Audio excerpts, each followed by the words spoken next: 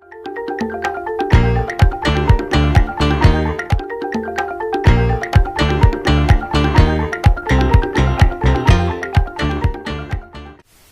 to Amazing Series. I'm your host, Amma, and I'm just so happy to introduce you to acclaimed author and physician, multi-talented, Kwe Forte.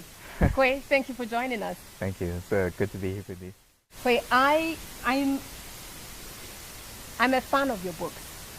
I'm a fan of your books because you write about the tangible elements of the African society.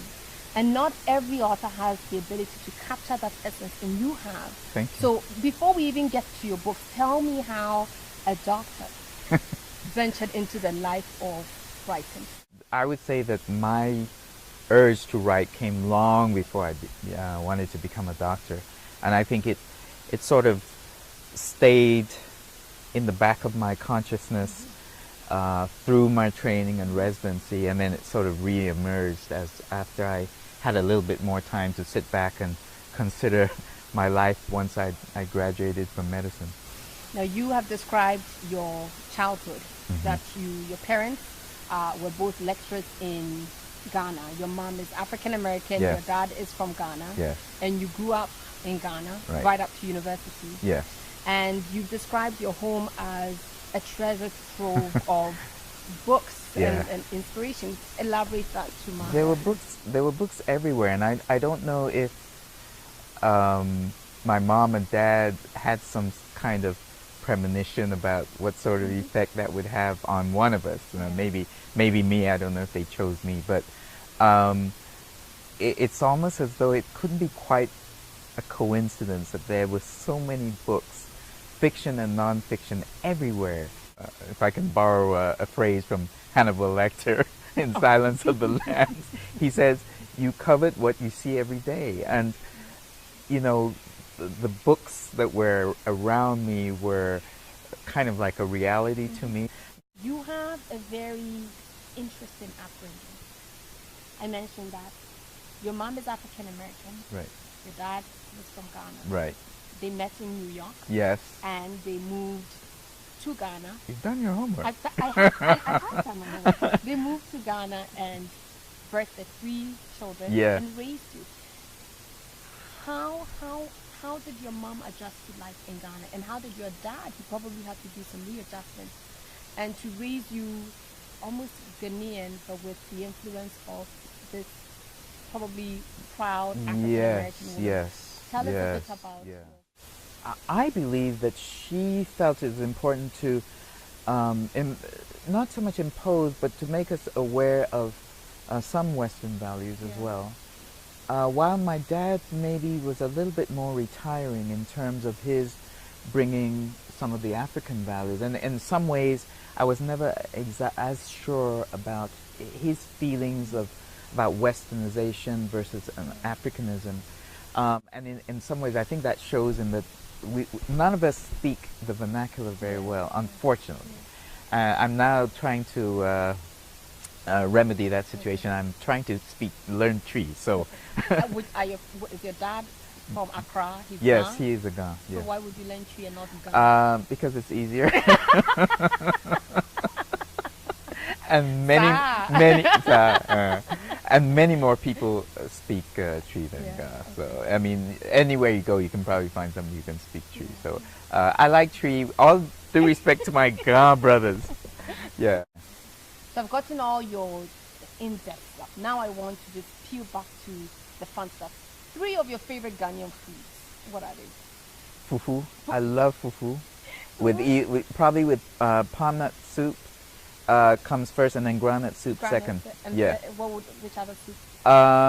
Light soup maybe not as much, but I love palm soup. I love palm soup with fufu.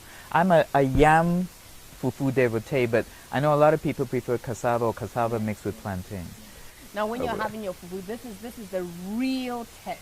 If you're having your fufu, are you having it with the local bush meat, or are you having it with the cow, the goat, every aspect of it from the nail to the hair in the soup? No. Or your chicken? I don't eat red meat, and so So you don't have none of the, and I can see you retching as I speak of it, the intestines no, and the no. grass cutters and.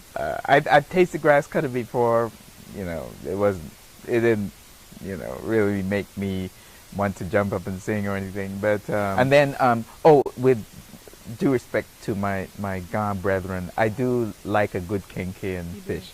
And that is actually the only one that I enjoy eating with my hands. I don't really like fufu eating with my hands, but Kenkean fish I really do. That's sacrilegious. You eat fufu with what, spoon or fork? Yeah, sorry, spoon. And then you eat kenke with?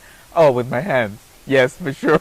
Now you can't claim, I ban you as a proud Ashanti from learning tea any further, because anyone who puts a morsel of fufu in their mouth with spoon, okay, you can't. Okay, I will remedy that on the next visit, and never eat with a spoon again. Well, Ghana is a what we'd call an emergent economy. It's very exciting right now. The economy is the GDP real growth rate is going along at something like almost 6%, which is a lot more than the United States is able to muster right now. There are hotels going up everywhere.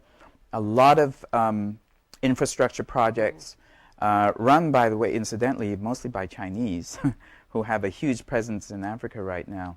I think the concern is to get some of these aspects of wealth down to the people. That's always a concern. We now have oil discovered off of the coast of Ghana, very rich reserves and very high quality oil, what's called sweet light, as against crude sour.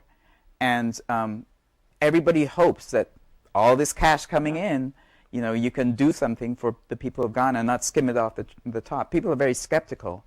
And I am cautiously optimistic that Ghana will improve in a great deal.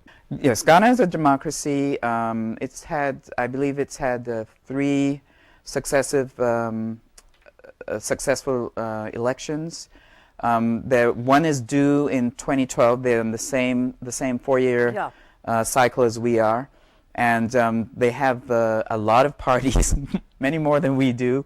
And discussion of politics is very vociferous on the several hundred radio stations. It's a very open society. It's conservative, but it's open. There is freedom of press, and I think people enjoy it. Yes, it's not easy. I have to write real early in the morning and on the weekends, and I've also cut back on some of my doctor duties. So I can have more time to write. Where did you go to medical school? I went to medical school at Howard University in Washington, D.C. Uh-huh. And did you do all of your extra training there? I came west to Los Angeles to do my training. I trained at Martin Luther King Drew Hospital and then the USC General Hospital. Darko is a detective, a Ghanaian detective who works at the Criminal Investigations Department, which has headquarters in Accra. And he is one of the few homicide detectives that are attached to the CID. And he's a family man. He has a boy, Hosea, that he loves very much, and a wife who he also loves. He's a very good family man. He does have some flaws, however. One is a temper that sometimes bursts out all of a sudden, and it's usually over something that he considers to be an injustice of some kind. Another little problem that he has is rather than being hooked on alcohol, or which is the usual way it is in mysteries, he has an addiction to marijuana. And in this book, he's battling to kick it, and you'll need to read to find out exactly what happens. But this is something that he's not proud of, and which he tries to hide from his wife, and certainly from his child. And also, wouldn't he be kicked out of his role as a detective That's by the police force? Right. So exactly, because marijuana, of course, is smoking, selling, dealing. Marijuana is all against the law in Ghana. Darko has, at times, no respect or awe, shock and awe, for people who are in high places. In fact, I think sometimes I suspect he gets a little bit of pleasure taking them down a peg and, you know, marching them off to jail. He tends to side with the underdog, you know, those who are disenfranchised or poverty-stricken. But the rich guys, I think he gets a little bit of pleasure taking them down. Chikata is a sort of swaggering, brash kind of person. He's very good looking, very good with the ladies.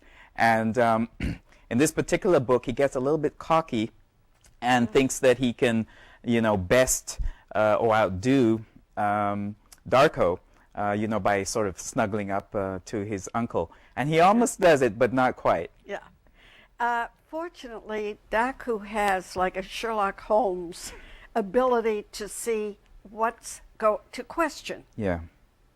Yeah. Yeah. He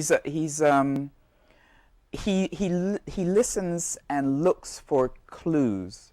It's as though he's standing outside of himself a little bit.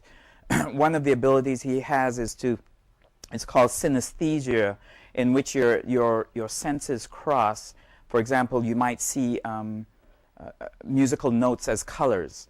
And in Darko's case, he hears voices as though, well, he actually feels them as though he's feeling them with his fingers. And this is sometimes helpful for him when he needs to find out if somebody's lying, for example. He'll detect a vocal change. He might say that that he feels like the voice is wet or prickly or spiny, something like that, which is a very unusual sense.